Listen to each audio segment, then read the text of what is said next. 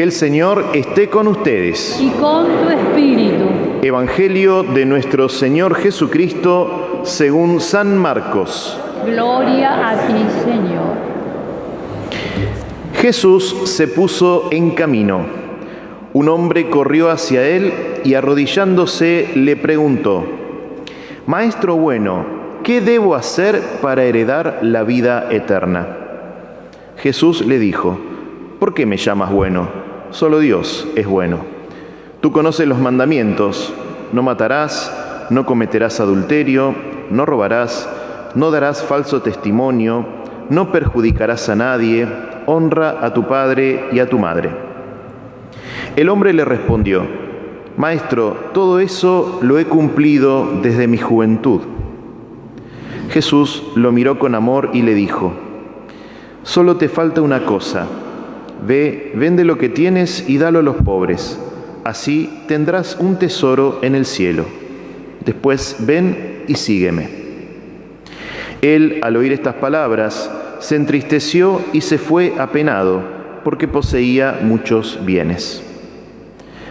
Entonces Jesús, mirando alrededor, dijo a sus discípulos: Qué difícil será para los ricos entrar en el reino de Dios.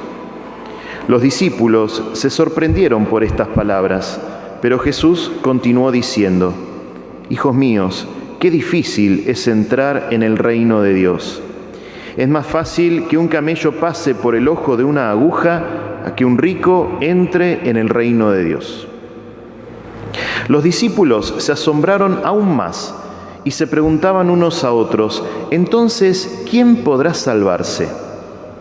Jesús, fijando en ellos su mirada, les dijo: Para los hombres es imposible, pero no para Dios, porque para Él todo es posible. Palabra del Señor. Gloria a ti, Señor Jesús. Los cristianos a veces tenemos una relación un poco problemática con los bienes, con el dinero, las cosas que tenemos, porque a veces yo veo como posiciones muy extremas. Por un lado, hay gente que lo considera como algo malo, ¿no? Como demonizando el dinero, como si hablar de dinero fuese hablar del diablo, más o menos. Y no nos damos cuenta que en realidad el dinero tiene que ser un medio para la vida. Yo no puedo vivir sin nada para vivir. No se trata de un pobrismo y que todos seamos miserables. Por otro lado, el otro extremo está la posición de aquel que piensa que el bolsillo no tiene que ser nunca evangelizado. Entonces, de la fe abarca todos los ámbitos menos la billetera, ¿no? Entonces hay que evangelizar todo, pero este puntito déjenmelo a mí, ¿no? Esto lo administro yo, que Dios no se meta en esta cuestión. No se trata ni de dejar el dinero como un tema tabú, ni tampoco como presentarlo como si fuese el mismo diablo, como si no necesitáramos de los bienes para vivir, ¿no? Me parece que el tema está en cómo nosotros usamos esos bienes. Ahí me parece que se juega lo que las lecturas de hoy nos ponen un poco en esa sintonía de la sabiduría. ¿Por qué leemos la sabiduría al principio? ¿Vieron? Tanto en la primera lectura como en el Salmo aparece como esta especie de estribillo. La sabiduría es la que nos tiene que guiar. Entonces me parece que la clave está ahí, no en despreciar los bienes o decir, no, en esto la fe no entra. Sí, entra también. ¿Para qué? Para que podamos usar de estos bienes con sabiduría.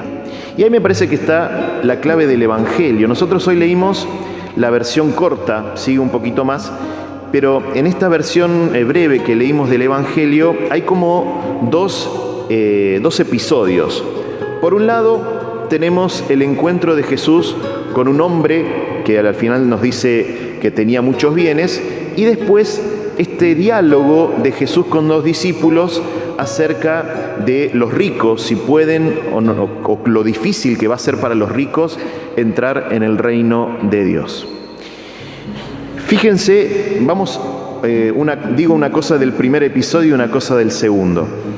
En este primer episodio de este encuentro de Jesús con un hombre que en otros evangelios discrepo con el guión, porque el guión escuché que dijo un joven.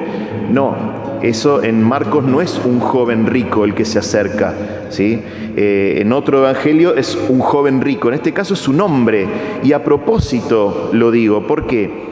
Porque cuando Jesús le dice, cumplí los mandamientos, ¿no? Ante su pregunta, ¿cuál es la pregunta del hombre?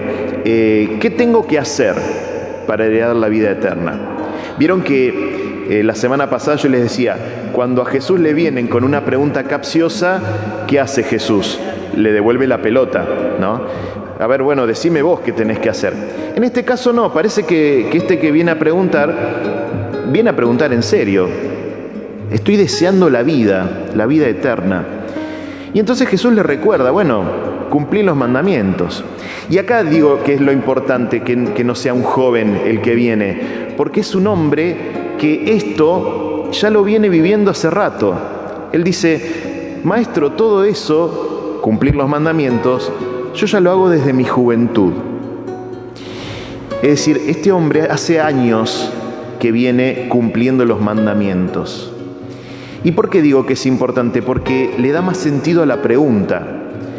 Este hombre que viene a hablar con Jesús es un hombre que cumple los mandamientos, pero no le da vida a eso.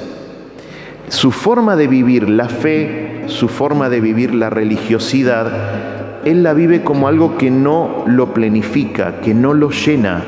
Por eso viene a preguntar sobre la vida eterna, o podríamos traducir también como la vida plena.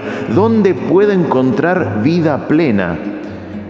En los mandamientos, en una religión de solo mandamientos mínimos, yo no lo encuentro. Ya probé vivir la religión así, y yo no quiero vivir la fe a reglamento, con lo mínimo indispensable. ¿Qué tengo que hacer? ¿Ven? Es un hombre que está buscando, y desde su juventud está buscando. Por eso me parece importante que no sea un joven, sino que es un hombre que ya viene golpeado por la vida. Este ya buscó, este ya está curtido, diríamos nosotros, ¿no? Y acá viene la propuesta urticante de Jesús. ¿Sabes cuál sería el paso? Que en lugar de hacer cosas, te involucres vos. Pon el cuerpo. Pon al servicio de otros lo que más te cuesta. Esos bienes en los que vos te sentís tan seguro, ponelos a disposición, ¿no? Jesús, en el fondo, lo que le está diciendo a este hombre es: deja tu lugar de comodidad. El problema no está en los bienes, porque de hecho el hecho de que sea rico lo dice al final, así como cuál fue el obstáculo. Pero la propuesta de Jesús es dar un paso más. ¿Vos cómo querés vivir tu vida de fe? ¿Querés vivirla desde la comodidad de lo que hiciste siempre? ¿Vivir a reglamento, con el mínimo indispensable? Yo hago 2 o 3 cositas y ya como que mi conciencia se quedó tranquila con Dios. Ya está, eso alcanza, eso te alcanza. La propuesta nos tiene que picar un poquito y nos tiene que poner incómodos a nosotros. Si nos pone incómodos a nosotros, bienvenido sea, porque quiere decir que nos sentimos invitados por el Señor a dejar también nuestros modos tan cómodos de vivir la fe. Seguir a Jesús, vivir el Evangelio, no es hacer un par de pavaditas y ya está, ya cumplí. Esa religión del mínimo indispensable no sirve, no sirve.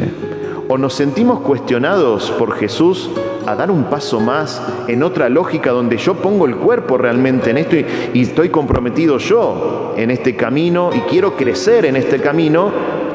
O preguntémonos si queremos ser cristianos. Porque ser cristiano para vivir en la comodidad de nuestras formas, de lo que siempre hicimos, de lo que a mí me sale bien y seguir como en piloto automático, eso no es el Evangelio, Eso no es el Evangelio. Esta palabra nos tiene que incomodar, nos tiene que cuestionar, tiene que ser como algo que nos pique un poquito. ¿no? ¿Vieron como el pajarito ese que te pega en la cabeza? Bueno, bendito sea Dios si el Evangelio se transforma en ese pajarito que nos dice, che, salí de tu comodidad, ¿eh? La fe es para ponerle el cuerpo, es para vivirla en serio. De hecho, en el segundo episodio, en el segundo momento, fíjense cómo sigue este diálogo.